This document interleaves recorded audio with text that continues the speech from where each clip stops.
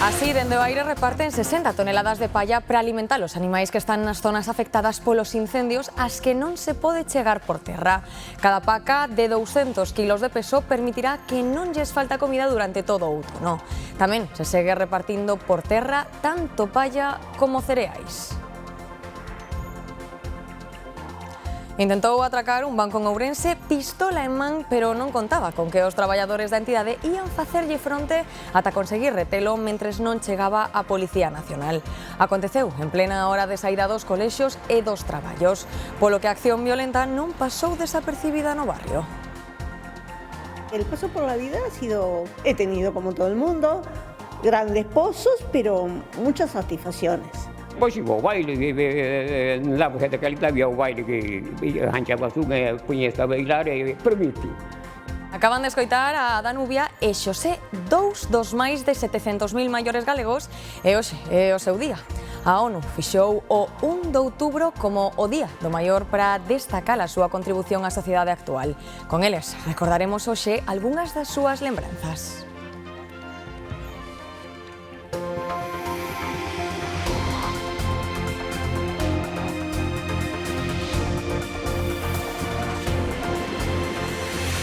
Saúdos, boas tardes. É a enésima fenda que se crea no seo do Goberno e entre o Executivo e os seus aliados. Desta volta, a conta da flotilla que viaxa a Gaza. A banda socialista pide aos tripulantes que desistan e dean volta, pero a esta hora continúan cara adiante nunha zona de alto risco. María Cheda.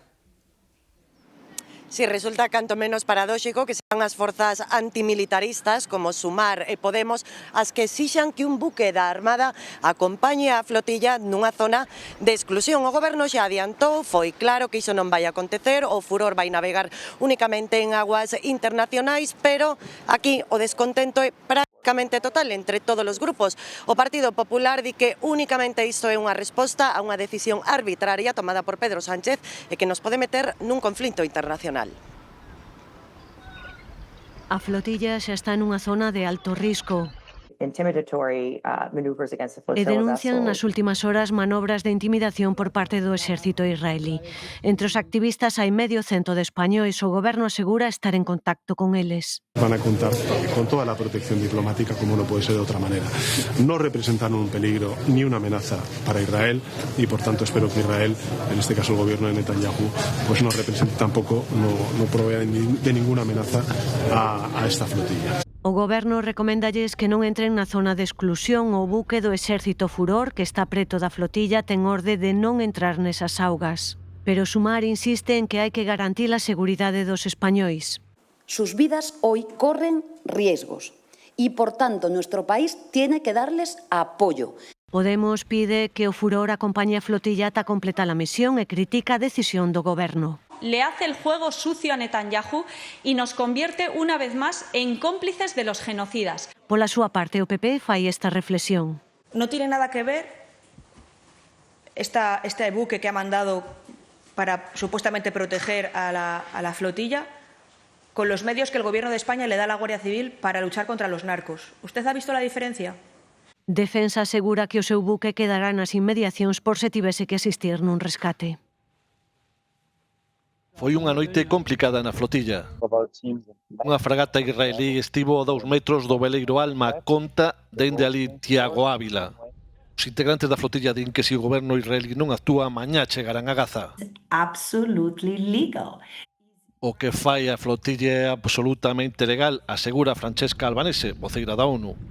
Pero Israel xa anunciou que os interceptará. Israel sí que tiene derecho a controlar, en todo caso, a estos buques y, en su caso, a registrarlos para comprobar que se dedican a actividades puramente humanitarias. Como outras veces, tras interceptar a flotilla, Israel trasladará os integrantes a un porto e dende ali, despois de interrogalos, proceder á súa deportación.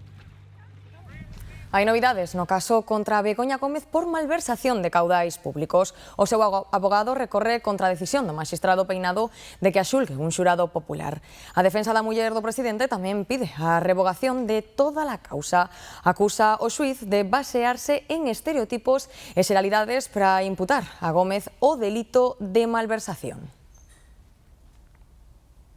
Novidades tamén na polémica polo funcionamento das pulseiras antimaltrato. O Goberno di que vai abrir unha investigación para exixir responsabilidades. Anunciouno no Senado a ministra de Igualdade, Ana Redondo, que pediu perdón ás vítimas da violencia machista polo ruido xerado sobre este asunto. O Partido Popular exixe a súa dimisión. Reitero las disculpas por el ruido generado en torno a su seguridad, que solo añade más inquietud y miedo a una situación que ya es lo suficientemente dura a diario. Le exigimos que se vaya. Usted es la única culpable. Usted es la única responsable, señora ministra. Usted es la culpable de la peor violencia que podemos ejercer las mujeres, la violencia institucional. Usted, señora ministra. O Goberno avanza na reforma da Lei de Protección Integral á Infancia e á Adolescencia fronte á violencia. A ministra Sira Rego propón eliminar o límite de idade de 12 anos para seren escoitados pola xustiza. Será obrigado escoitalos en calquera proceso conflitivo, incluídos os procesos de custodia. O Goberno di que os datos de violencia infantil son preocupantes. Son preocupantes y requieren que haya un acuerdo de país para hablar de la violencia contra la infancia como una cuestión de Estado, como una cuestión de país. Profesionais da Sanidade Pública concentráronse ante o Ministerio de Sanidade en protesta polo Estatuto Marco que prepara o departamento que dirixe Mónica García.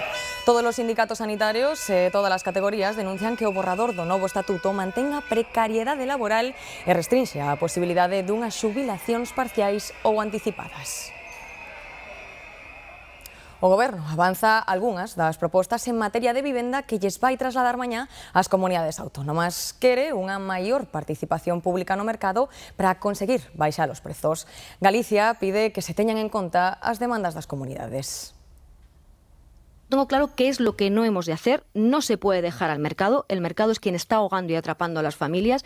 Y si de verdad nos creemos el derecho, para garantizar derechos se precisan de sistemas públicos.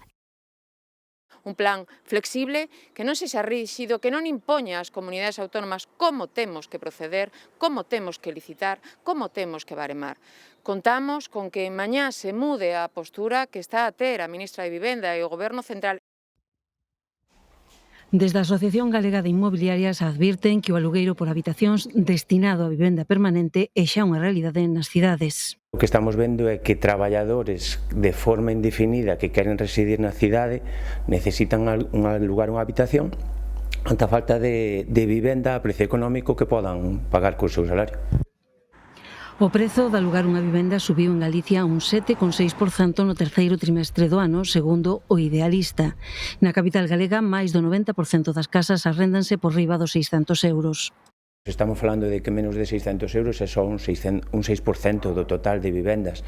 Entón, co ratio que recomenda o Banco de España de dedicar só o 30% dos ingresos, para alugar unha vivenda de 600 euros fan falta 1.800 euros de salario, co cal se precisan prácticamente 2 persoas para poder alugar unha vivenda.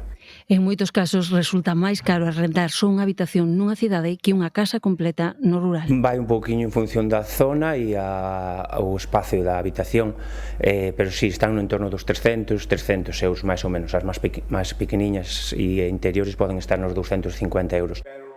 Nalgunhas inmobiliarias, como esta, con 30 anos de experiencia no sector, adiantan que o alugueiro por habitacións pode acarrear problemas para os propietarios e pros inquilinos. Para iso están as pensións, para iso están os hoteles. Non todo o mundo pode coller e alquilar uns pisos por habitacións, así, ala, e vai.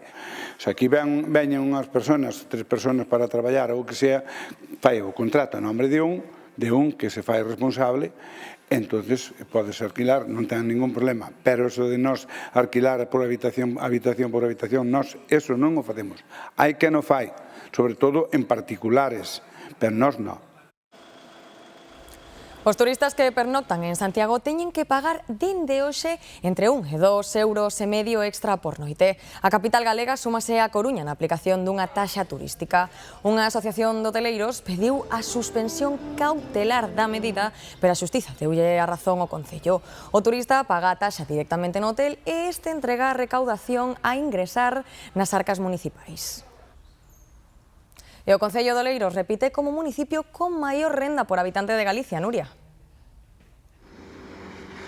Si, e fai unha antía grazas a unha cifra algo máis de 47.000 euros anuais de renda media. Esta cifra fai que sexa, como ben dis, outra vez o concello, o municipio máis rico de Galicia, este municipio Oleiros, de algo máis de 37.000 habitantes, que pasa a ter moitísimo efecto Inditex e ademais é un lugar onde se establece moita xente a súa residencia. Falamos de profesionais liberais, altos funcionarios e tamén as grandes fortunas.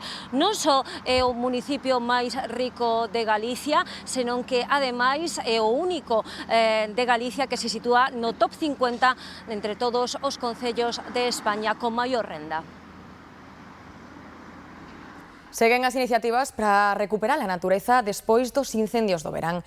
Na comarca de Valdeorras estánse repartindo xa 40.000 kilos de palla e cereais para alimentar a fauna silvestre. Sobrevoan as zonas queimadas en busca das áreas onde queda vexetación e onde se resgardou a fauna, como esta parella de corzos. Aquí non se chega por terra, por iso se actúa desde o aire. Das serras hai multitud de vaguadas, multitud de ladeiras norte de Umbría, donde ha permanecido bosque autóctono, que hai onde se refuxia a fauna, que ha permitido supervivir a distintos exemplares. En cada voo, o helicóptero transporta unha tonelada de palla. Coa técnica do mulching non só se garante o alimento dos animais, tamén se crean franxas de protección do solo. Hagamos la descarga y más velocidad, más difuminada queda la paja, y si intentamos hacerlo más próximos al suelo y más despacito, pues queda más amontonado. Entonces, en función de si queremos alimentar animales o queremos cubrir la zona de paja para las lluvias y los torrentes, pues habrá que hacerlo de una manera o de otra. Estes días o reparto faise desde o aire, pero tamén se volverá a facer por terra. Vamos tamén a traballar os fines de semana facendo a mesma lavoura, que vai a ser a repartir palla, tamén cereal, con voluntarios durante os fines de semana de outubro e novembro. Vanse repartir uns 40.000 kilos de palla e cereais para garantir o alimento das poboacións de herbívoros e aves, pero da que tamén se aproveitan outras especies. A espera de que o Goberno autorice parques eólicos no mar, o BNG pide aprazar a tramitación desas instalacións ata que se coñeza o seu impacto sobre os caladoiros e ecosistemas. É unha das medidas incluídas na súa Axenda Galega do Litoral, unha proposta integral para xestionar a costa que presentaron en Cangas esta mañá. Preocúpanos tamén a aposta que queren facer pola eólica mariña porque pon en risco a biodiversidade, a actividade pesqueira, primando o lobby eléctrico por riba dunha actividade que é central na nosa economía e da que dependen miles de familias. Aínda no mar, a medida que se achega a fin da campaña da Costeira do Bonito, as capturas adoitan ir indo a menos, pero este ano non está sendo así. Esta mesma mañá aínda descargaron unha boa cantidade de metrio. Sí, alrededor de 12.000 kilos de bonito, unhas imaxes que falan por si solas, que se pode ver esa cantidade de peixe descargado esta mesma mañá na lonxa de Burela. Tamén nos din que o tamaño destes exemplares é bastante máis cativo que as capturas registradas nos meses anteriores desta campaña, unha campaña que está xa casi a piques de rematar, calculase que será a mediados deste mes de outubro, e precisamente o tamaño menor destas capturas fai que algunhas embarcacións decidan xa non volver á súa pesca, porque logo ten consecuencias nos precios que acadan nestas lonxas. Así como decíamos, alrededor de 12.000 kilos hoxe de bonito nesta lonxa de Burela. A Estrada inaugura edificio xudicial, o primeiro que se construe en Galicia, segundo marca a nova lei de eficiencia na xustiza que substitúe os antigos xulgados por tribunais de instancia. A Xunta investiu máis de 3 millóns de euros no edificio que empezará a funcionar este mes.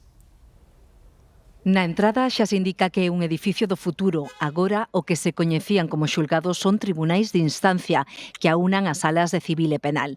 As instalacións do Partido Xudicial da Estrada e Forcarei inclúe medidas de eficiencia enerxética, como unha cuberta vexetal, non ten escaleiras para ser máis accesible e dispón de 3 entradas, unha para o público, outra para o persoal e outra para os detidos. Pontevedra puede presumir hoy de 2 grandes sedes, la Ciudad de la Justicia de Vigo, referente en toda España, y la pequeña ciudad de la Justicia de la Estrada, referente para lo que es Galicia. Una Galicia interior muchas veces olvidada, muchas veces abandonada, pero que desde luego no puede caer en el olvido.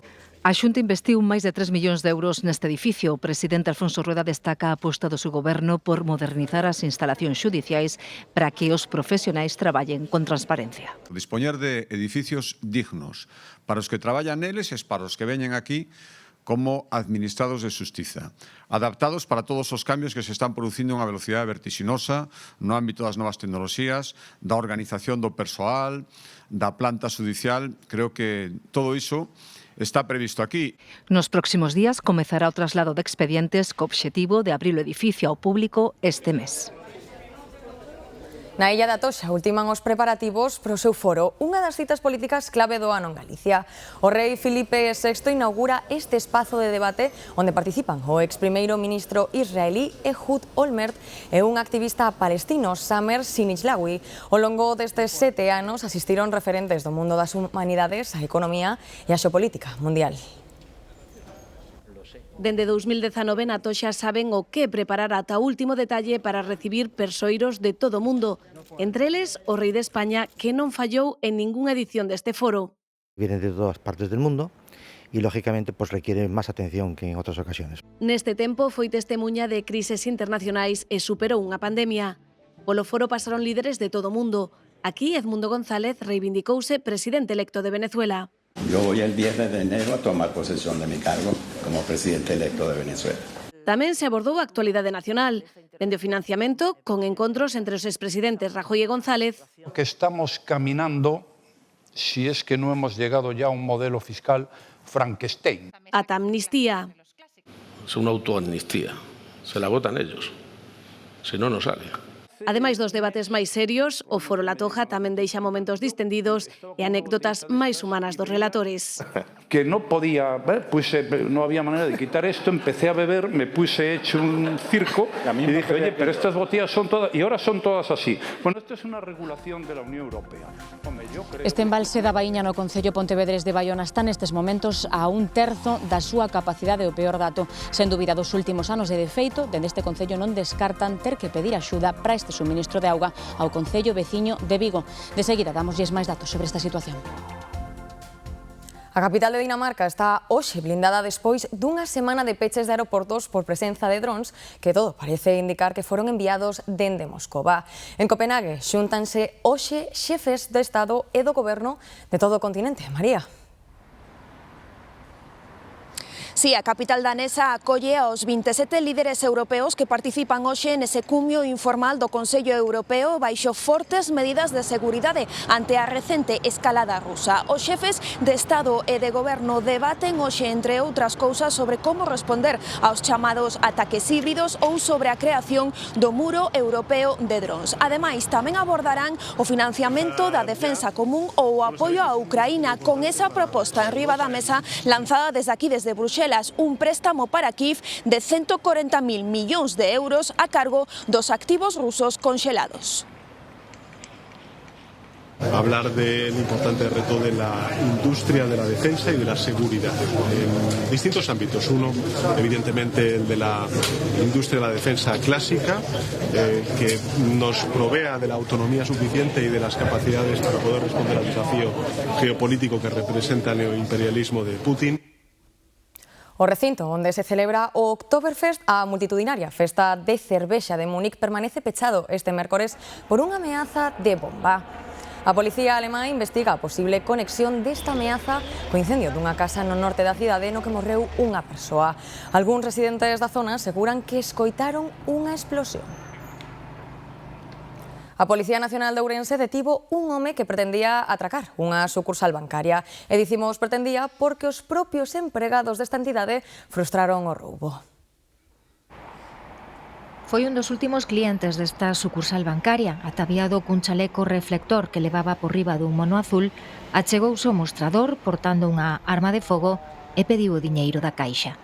Vuela que a policía, e hai ambulancia e pasou algo aí dentro porque hai alguén con unha pistola. De feito non sabía nin se roubara nin se fixeron amago de roubala.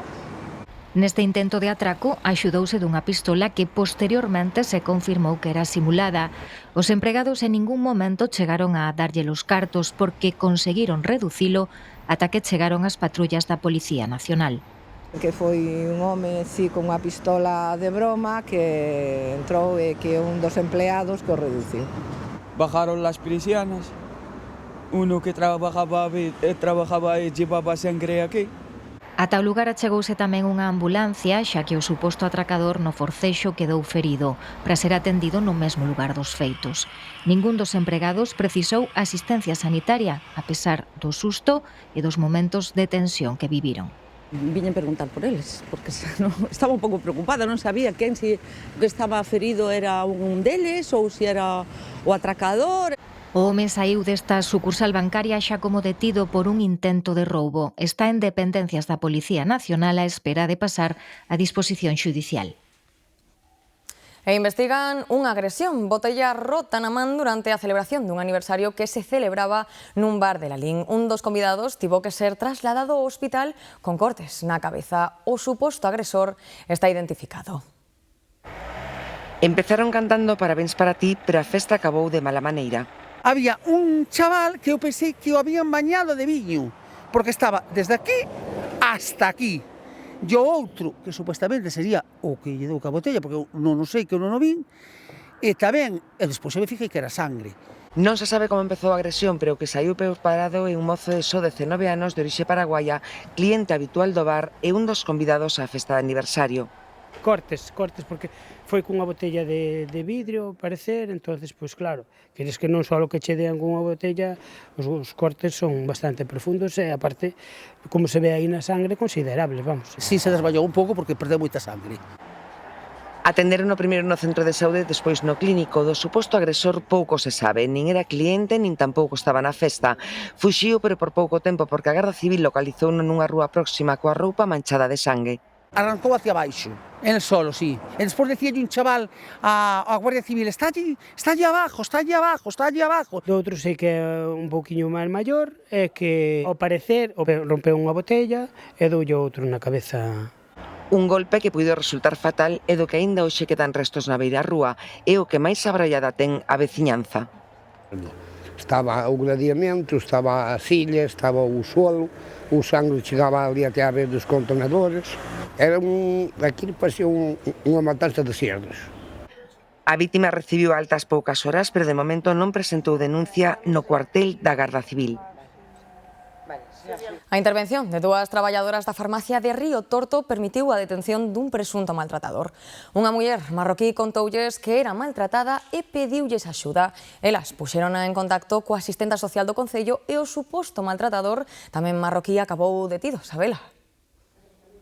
A maxistrada do xulgado de Mondoñedo acaba de comunicar que deixa en liberdade o suposto agresor, pero prohíbelle comunicarse coa súa muller presunta vítima e tamén que se achegue a menos de 500 metros dela. Estas medidas chegan só 24 horas despois de que a muller de 28 anos que non fala castelán, que leva só 2 meses residindo aquí en Río Torto, lograra escapar da súa casa, porque dixo que o seu home a tiña retida, non lle permitía sair á rúa se non era acompañada por el. Vive a uns 20 metros desta farmacia a que chegou de urxencia pedindo axuda. Como non fala castelán, a través do traductor do seu teléfono móvil logrou contarlles as boticarias a Belén e a María José que estaba sendo vítima de malos tratos dende había tempo por parte do seu marido. Ela ensinoulles, ademais, os golpes que tiña no corpo despois desas malleiras. Aquí actuaron de urxencia, chamaron a traballadora social do Concello, tamén interveu a Garda Civil. O home está a ser investigado por un delicto vencellado coa violencia de xénero. O home detido en Río Torto por maltratar a súa muller levaba tempo residindo nesta vila luguesa. A muller chegara á vila desde Marrocos hai 2 meses. Só falaba árabe e algo de francés, polo que utilizaba o traductor de Google para comunicarse cos poucos veciños cos que se relacionaba. Non, por o que nos comentou, non é que ela non adoite sair sola, é que non lle deixa. Non lle deixaba sair de ningunha maneira soa. Un deses lugares con rostros coñecidos era a farmacia, polo que foi ali onde a muller acudiu para pedir axuda. Díxome, necesito ayuda, entón mandeina pasar para atrás porque nós tiñamos xente na farmacia. E, bueno, pois enseñounos unhas imágenes, enseñounos o seu corpo, lógicamente, foi cando xa intentamos axudala. Xo que sufrira unha agresión por parte del, bueno, malos tratos en general, e que xa non aguantaba máis. Desde a farmacia avisaron a asistenta social do Concello e esta a Garda Civil que localizou e detivo o presunto agresor. O home está sendo investigado polos delitos de ameazas e lesións.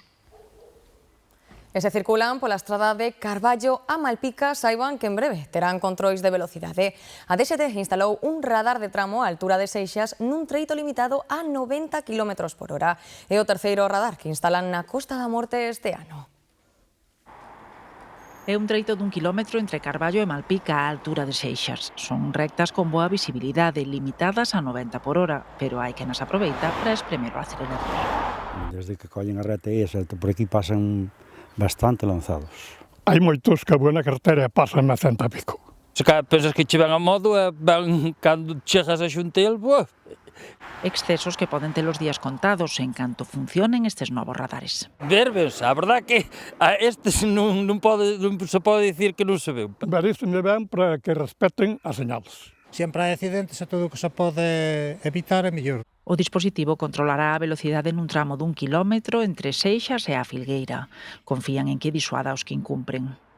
O único que nos doi algo é o bolsillo, o resto pasamos. Temos que ser conscientes de que hai que andar pola vida non facendo daño. E a persona que anda nesa velocidade está facendo daño.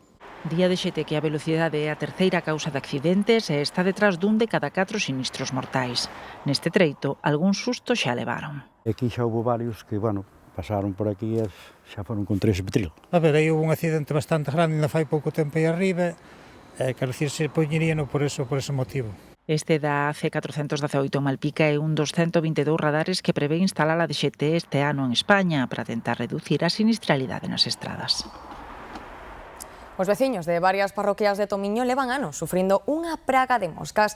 Teñen que ter pechadas as ventás e as portas das súas vivendas e comercios utilizan insecticidas e tiras adhesivas, pero nada funciona, non poden comer nin dormir sen atopalas. Din que a situación é xa insostible. Nos días que hai moitas moscas, isto en 15 minutos, media hora, están cheo cada cinta. E levan así 5 anos convivindo coas moscas case a diario en todos os cuartos das súas casas, día e noite. Porque estás traballando, están continuamente molestándote as moscas, cando estás facendo de comer, comendo, faz un café con leite, aí tes a mosca. Poñemos a comida encima da mesa e se veñen moitas moscas. Unha a comer e outra a matar moscas. No descansas, no puedes hacer nada, salir fuera, cualquier actividad que hagas, aunque no haya comida como en medio, con el calor que sudas, ya se te pegan. Os veciños mercan insecticidas, tiras adhesivas, todo é pouco para facerlles fronte. Levo 40 anos aquí no negocio e nunca na miña vida levo vendido tanta insecticida e tira das moscas. Entre as causas, a humidade da zona e unha mala xestión dos fertilizantes. Se botan cantidades industriais, toneladas de abono sobre un campo, se deixa unha semana, isto na primavera, entre que chove, volve a salir o sol, nos genera que o caldo, como decía, perfecto para que a mosca se reproduzca, a larva eclosione e teñamos esas nubes de mosca. O domingo os veciños concentraránse no campo da festa de Carregal para pedir solucións.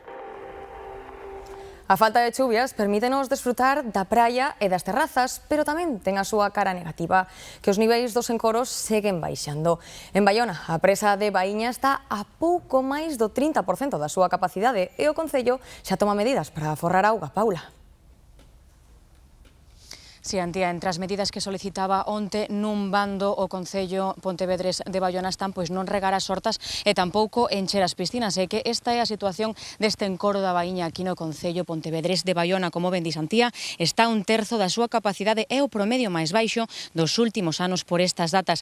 E a tendencia apunta a que seguirá baixando os próximos días porque non se prevé que chova próximamente. Por iso, si se fora necesario, o Concello Pontevedrés de Baiona poderá solicitar axuda para o suministro de auga ao veciño Vigo. Non sería, por certo, a primeira vez, pero é que en Vigo a situación tampouco é a mellor, a máis favorable, que Augas de Galicia ven de registrar tamén baixóns nos encoros de Zamáns e de Eiras. Están nestes momentos ao 56% da súa capacidade. No núcleo de Castro Ribeiras de Lea e en 13 parroquias tiran de paciencia para convivir coas restriccións de auga. Cada verán a seca eleva os niveis de arsénico nos acuíferos en a rede municipal de Castro de Rei. Ven con niveles de arsénico que non se pode beber nin consumir. Desta volta o problema alóngase xa por 2 meses. Pero é un incordio, hai que comprar ou traela de algún sitio e esperemos que se solucione. Os niveis de arsénico elevados no estío sumase no inverno a turbidez da auga polas enchentas na Terrachá. En ambos casos, veciños hostaleiros e outros negocios como salóns de peiteado recurren a pozos, fontes e garrafas para cubrir as súas necesidades e atender a clientela. Tamén na feira semanal dos mércores. Nós temos aí como unhas 6 garrafas destas grandes, non sei se son de 15 ou 20 litros ahora mismo. Bueno, fai falta, claro. Para os caldeiros. Para beber e cociñar, pois uso comprada. E senón, pois aos pozos dos veciños. Para lavar os dentes e por aí, vamos aos pozos dos veciños. O Concello de Castro de Rei confía en que Augas de Galicia execute axiña o proxecto que solucione os problemas ca auga da traída, incluindo un novo depósito e sistemas de filtrado e decantación. Hoxe puidemos entrar no Pazo de Lourizán, onde acaban de comezar as catas previas ao proxecto de rehabilitación. Vai ser unha obra ambiciosa que pretende respectar o carácter deste inmoble tan vencellado á historia de Galicia e que superará os 15 millóns de euros. Está no medio dun enorme xardín de cedros, magnolios e tamén especies autóctonas. Ergueuse no século XV o edificio da granxa que co tempo e as remodelacións se ia a converter nunha das xoias da nosa arquitectura.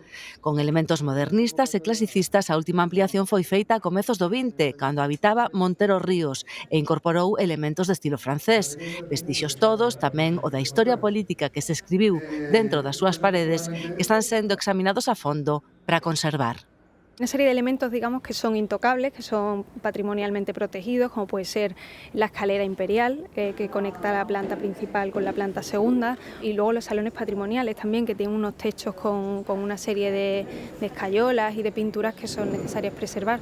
Tampoco se quiere hacer un falso histórico, es decir, será un proyecto en el que pues, se ponga en valor lo que sea antiguo y se intentará pues, que lo nuevo tampoco quede totalmente camuflado. Declarado recentemente ben de interese cultural, no futuro vai combinar funcións como centro de investigación, con salas abertas ou uso cidadán e tamén unha parte de restaurante e hotel.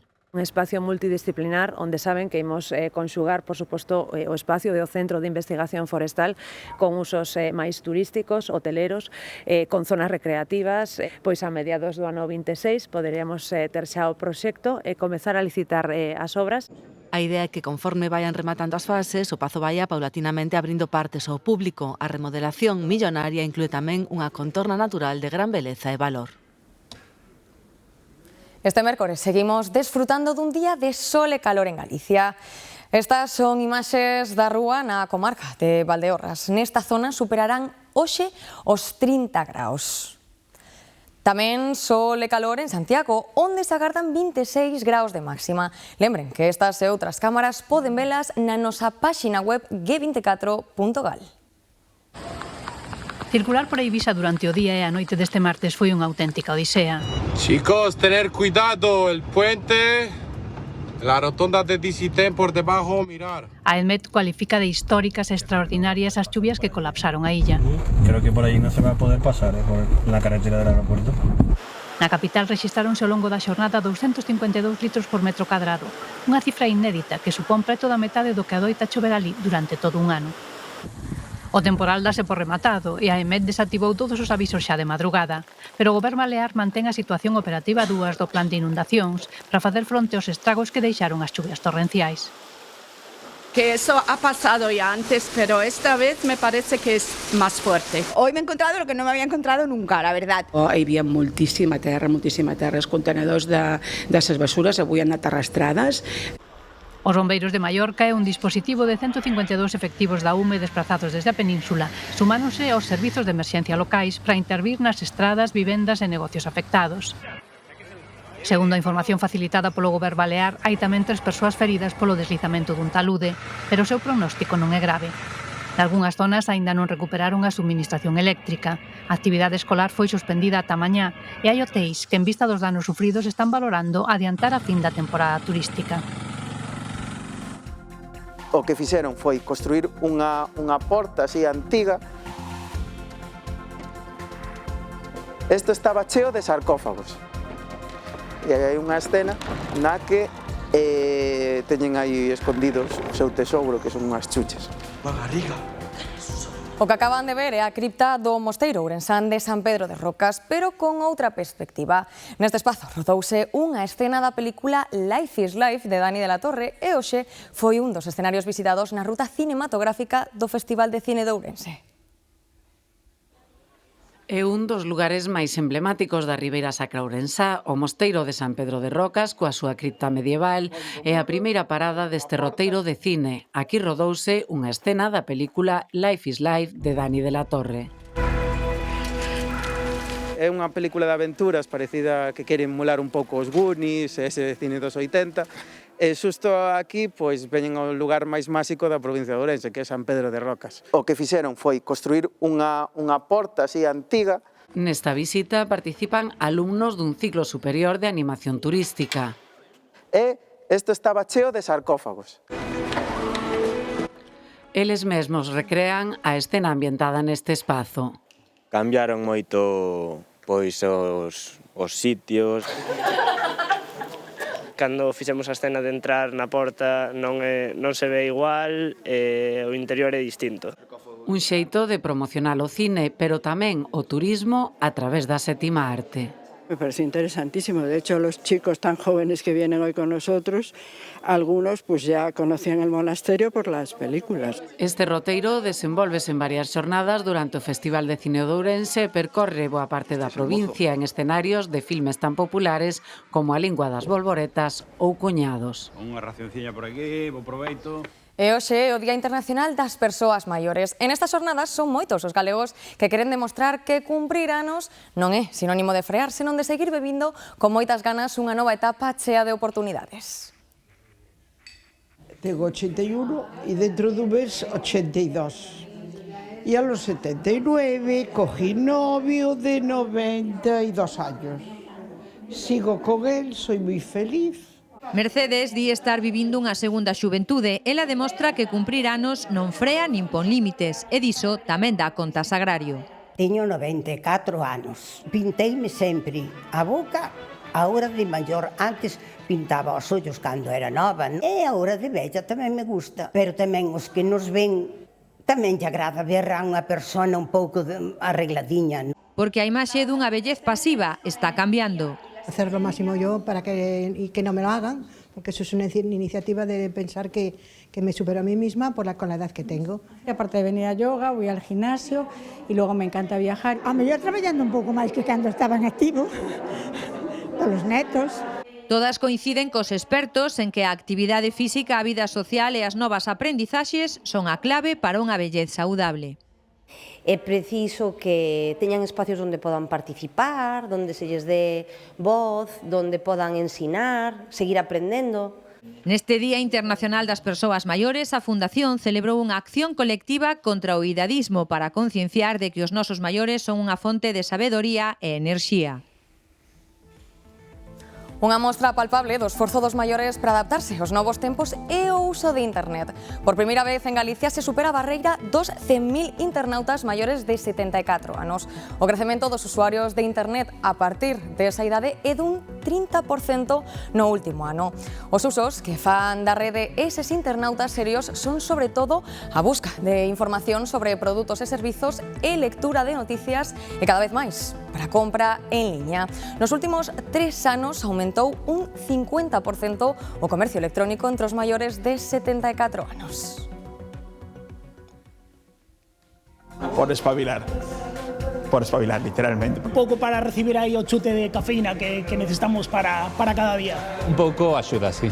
Xa sobre as 11, se xevas varias horas traballando e dache un plus de enerxía, sí. Rutina diaria implica un café para empezar el día. Desayuno máis ou menos temprano e non teño hábito de comer bocadillos a mediodía, digamos, entre horas. Entón, tomo un cafeciño e me vai moi ben. Estimula, esperta e favorece a concentración, pero ollo, crea a adición e moitos non poden vivir sen el. O consumo de café en España medrou un 3,7% no último ano. Cada un de nós bebe o ano máis de 500 cuncas.